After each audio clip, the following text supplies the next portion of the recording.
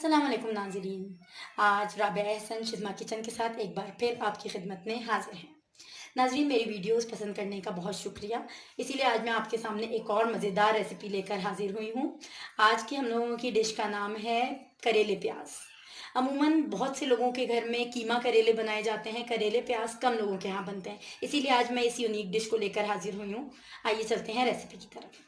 जी, यहाँ पे मैंने करेलों का इस्तेमाल किया है। यहाँ पे मैंने 1 किलो करेले लिए हैं, जो मैं आपको पहले भी बता चुकी हूँ कि करेलों को मैंने लेके साफ़ करके धो के 4 घंटे के लिए नमक के पानी में जो है वो भिगो दिया था। अब यहाँ इन करेलों को 4 घंटे हो चुके हैं और इनकी कड़वाहट भी निकल चुकी है।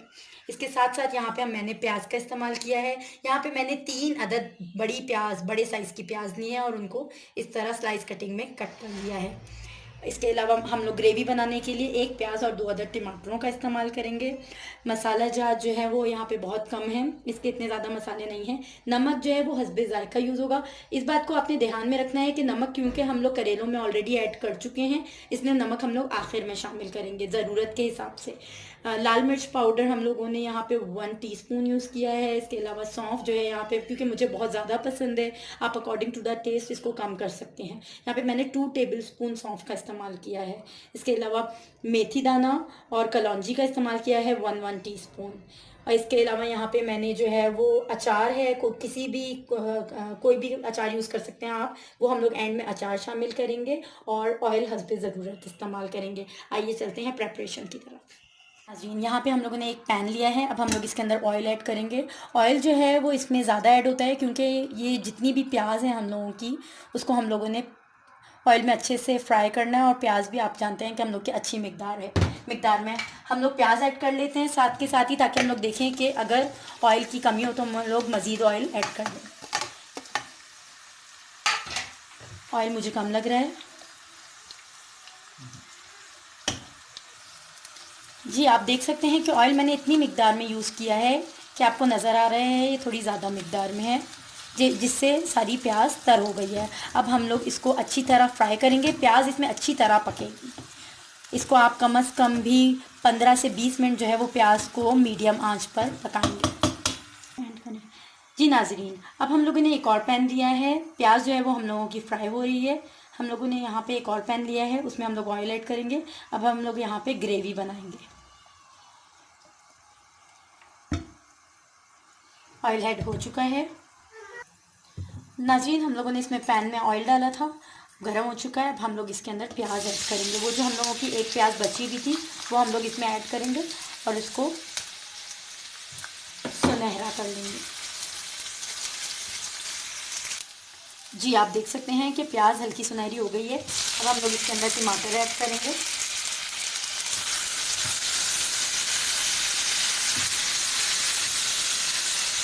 साथ ही हम लोगों ने इसमें नमक और लाल मिर्च पाउडर ऐड करेंगे। अच्छे से मिक्स करेंगे। जैसे आम सालन की और मसालों की ग्रेवी बनती है, बिल्कुल उसी तरह अच्छे से पहले इसको भूनेंगे, फिर इसमें पानी ऐड करेंगे। जी नाज़रीन, अब हम लोग इसके अंदर पानी ऐड करेंगे और ग्रेवी होने तक पकने के लिए छोड़ देंगे। जी, आप देख सकते हैं कि अब हम लोगों की प्याज थोड़ी सी नरम हो गई है। नाज़रीन, इसमें तेल का इस्तेमाल ज़्यादा होता है। बाद में जब ऊपर से तरी आपको ज़्यादा लगे तो आप इसको निकाल भी सकते हैं। अच्छा, अब हम लोग की प्याज सॉफ्ट हो गई है, तो साथ हम लोग इसमें करेले भी ऐड कर देंगे। करेलों को मैंने पानी में ही छोड़ दिया था, ताकि अगर इसमें थोड़ी सी भी कुछ रह गया हो कड़वाहट तो वो निकल जाए। अब हम लोग पानी से निकाल के करेले शामिल करेंगे इसमें। यहाँ पे मैंने 1 किलो करेले इस्तेमाल किए हैं। आप करेलों की तादाद के हिसाब से ही, मिकदार के हिसाब से ही जो है वो मसाला जात शामिल करिएगा, क्योंकि ये नाज़रीन बहुत मज़े की डिश है। ये ज़रूर ट्राई कीजिएगा, क्योंकि ये एक तो डिफरेंट और यूनिक भी है।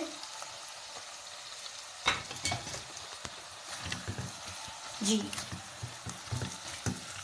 अच्छी तरह मिक्स करेंगे इनको और ये तकरीबन आधा घंटा पकेंगे। साथ के साथ हम लोग इसके अंदर चीज़ें भी ऐड कर देते हैं। करेलों में हम लोग इसके अंदर ऐड करेंगे कलौंजी, मेथी दाना और साथ सौंफ।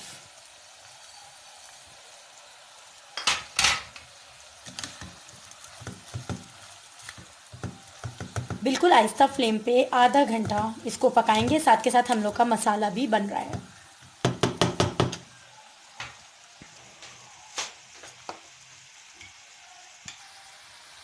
नाज़रीन, मैं यहाँ पे हाफ़ टी स्पून धनिया भी शामिल कर रही हूँ ताकि अच्छे से मसाला बन जाए। बिल्कुल आम मसाले की तरह है। आप इसमें चाहें तो हल्दी भी डाल सकते हैं, लेकिन मैं हल्दी इसलिए नहीं डाल रही क्योंकि हल्दी से रंग चेंज हो जाएगा, जो कि हम लोग करना नहीं चाहते। करेलों का अपना रंग और ख़ूबसूरती नज़र आए ताकि एक अच्छी और ख़ूबसूरत डिश बन के सामने आए। जी, अब आप देख सकते हैं कि हम लोग का मसाला तैयार है। अब हम लोग इसको दूसरे मसाले में शामिल करेंगे।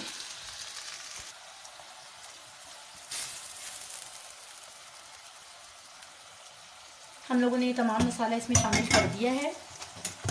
अब अच्छी तरह हम लोग इसको मिक्स करेंगे ताकि यकजा हो जाए।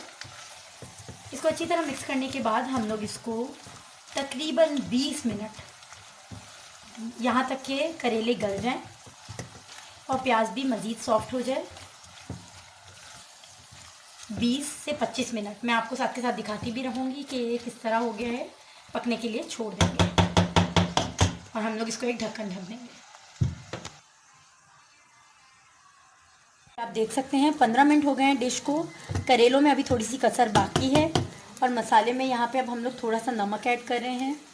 आप according to the test check करिएगा। यहाँ पे हम लोगों ने इसमें नहीं, मसाले में एक तो हम लोगों ने नमक ऐड किया था और अब इसमें नमक ऐड कर रहे हैं क्योंकि कम था। अब हम लोग इसको मज़ीद पकने के लिए रख देंगे और इसमें साथ के साथ ही हम लोग अचार भी शामिल कर देंगे।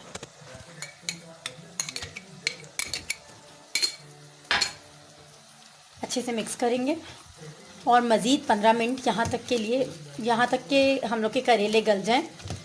मज़ीद 15 मिनट के लिए इसको ढक के आहिस्ता आंच पे पकने के लिए छोड़ देंगे।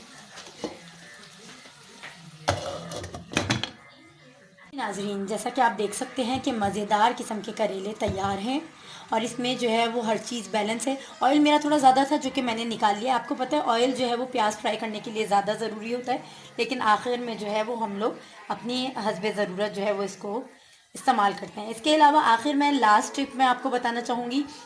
यहाँ पे आप देख सकते हैं मैंने 1/4 टीस्पून चीनी का इस्तेमाल किया है।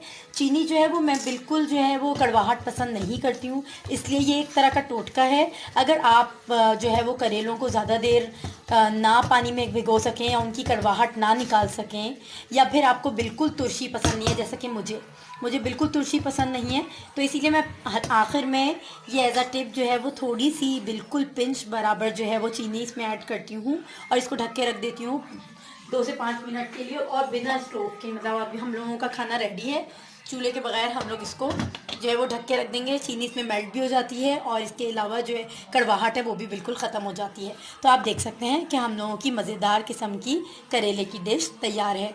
ज़रूर ट्राई कीजिए और मेरी डिशेज़ को लाइक कीजिए, मेरे चैनल को सब्सक्राइब कीजिए ताकि मैं आपको नित नई वीडियोज़ आए दिन आपके सामने जो है वो लेकर हाजिर हूँ। और अगर आपकी भी कोई फरमाइश है तो मुझे ज़रूर बताइए और मेरे चैनल को सब्सक्राइब कीजिए। शुक्रिया।